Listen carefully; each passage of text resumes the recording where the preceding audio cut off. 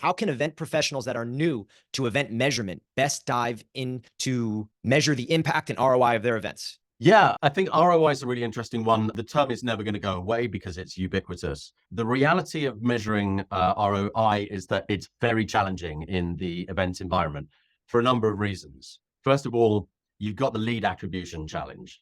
And secondly, you've got the extent to which actually generating direct business as a result of, say, a trade show or an event that you're running was even your primary objective. Quite often we see corporate participating in an event where it was perhaps fourth or fifth on their priority list for why they were at a show was to actually sell or generate leads.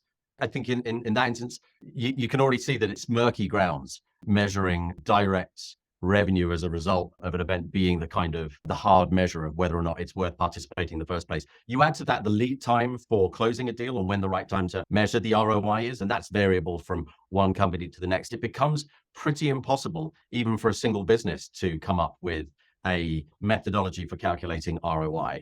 And so a lot of the talk nowadays in the industry is about measuring ROO, return on objectives. It's already becoming a buzzword.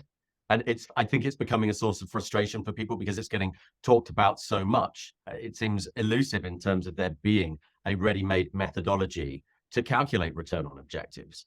And it's one of the things that we've spent a considerable amount of time working on at Explory. We've done a number of research pieces and focus groups with corporates to look at what a scalable and repeatable methodology for measuring return on objectives looks like. We've actually built that into our MaxB product.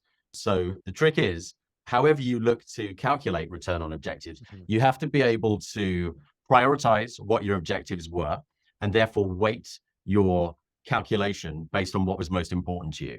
And you have to be able to set realistic targets for what your objectives were that have to be sufficiently measurable. Then you have to measure against those targets and be able to bring the data points together. That's the crux of measuring return on objectives. And it's not necessarily simple, but it can be made simple. And that's obviously, what our raison d'etre is.